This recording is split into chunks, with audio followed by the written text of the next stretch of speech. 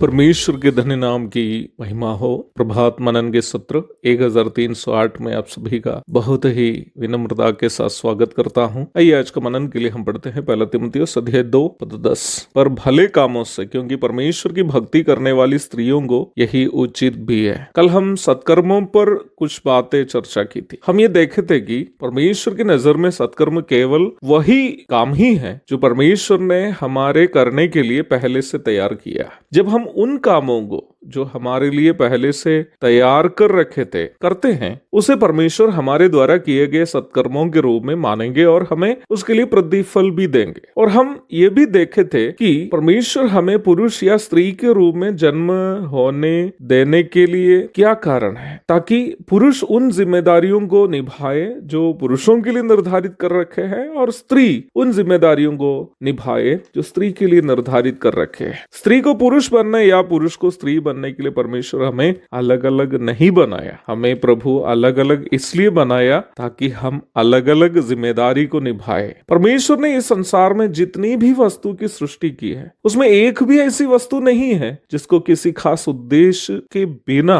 उन्होंने सृष्टि किया। यदि ऐसी बात है, अपने स्वरूप और समानता में परमेश्वर जिस पुरुष और स्त्री की सृष्टि की, उनसे उनको क्या विशेष उद्देश्य नहीं है? बिल्कुल है। उस उद्देश्य को हम इफिसी अध्याय 5 की 22 से 32 तक के पदों में देखते हैं। प्रभु यीशु मसीह का प्रतिनिधित्व करना पुरुष की जिम्मेदारी है और कलीसिया का प्रतिनिधित्व करना स्त्री की जिम्मेदारी है। थोड़ा सा और स्पष्ट तरीके से बताऊं, प्रभु यीशु मसीह के त्यागपूर्ण प्रेम का प्रदर्शन करना पुरुष की जिम्मेदारी है और कलीसिया के नम्रता और पवित्रता दिखाना महिलाओं की जिम्मेदारी है। मैंने पूर्व में भी ये बात कही थी कि नया नियम में विश्वासी भाइयों और विश्वासी बहनों के संबंध में जितनी पद दी गई है, उन सभी पद को यदि हम इसी परिप्रेक्ष्य में समझने की कोशिश करें तो उसे समझने में किसी प्रकार की परेशानी नहीं होगी। पहला तीमुथियुस अध्याय 2 की 9 से 15 तक के पदों में जितनी बातें बताई गई हैं, सभी इसी परिप्रेक्ष्य में ही पौलुस बताया है। कलीसिया का आकर्षण सदस्यों के शारीरिक सुंदरता या वस्त्र धारण आदि पर आधारित नहीं है। कलीसिया का आकर्षण इस पर भी आधारित नहीं है कि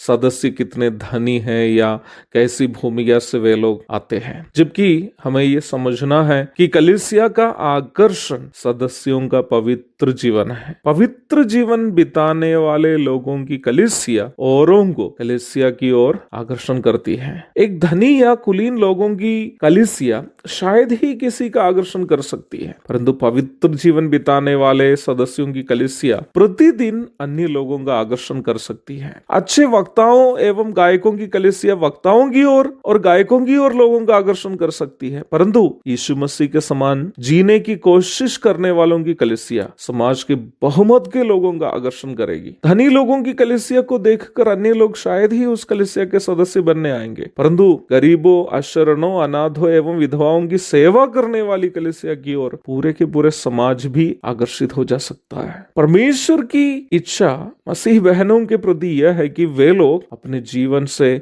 एक ऐसी कलीसिया का प्रतिनिधित्व करें जो यीशु मसीह के समान पवित्र जीवन बिताने की कोशिश करती हो और गरीबों, अशरणों, अनाथों एवं विधवाओं की सेवा में लगी हो। परमेश्वर के वचन के अनुसार एक मसीह बहन का सबसे उत्तम सजावट इस प्रकार कलीसिया को अपने जीवन से दिखाना है। परंतु दुखजनक बात यह है कि जैसे हवा को शैतान ने झूठ बोलकर बहकाया है, वैसे ही वर्तमान के मसीही बहनों को भी शैतान बहका रहा है। ये बात से अनजान होकर कि परमेश्वर ने उनको क्यों बनाया, कई बहनें अपना अस्तित्व को छिपाकर पुरुष के समान बनने की कोशिश कर रही है। उनकी सोच यह है कि पुरुषों की तरह वस्त्र धारण करने से या पुरुष जो भी करता है वे सब करने से वे पुरुष के तुल्य हो जाएंगे। प्यारो, आप ये साधारण बात को समझ लीजिए कि आपको प्रभु ने स्त्री के रूप में इसलिए जन्म दिया ताकि आप स्त्री के समान जिए। परमेश्वर ने मुझे पुरुष के रूप में इसलिए जन्म दिया ताकि मैं पुरुष के समान जीऊं। अगर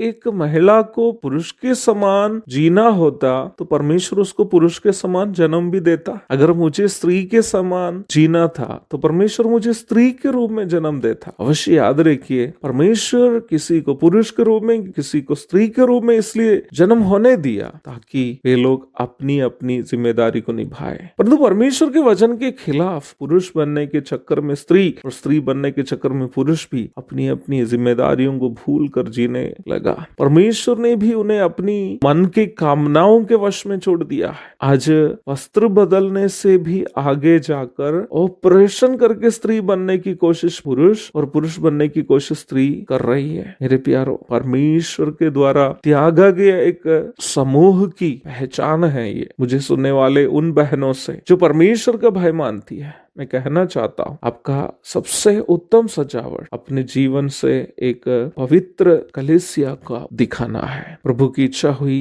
इस अध्ययन को हम कल भी जारी रखेंगे। तब तक के लिए आपसे विदा हो जाता हूँ। प्रभु के धन्य नाम की महिमा हो। आमीन।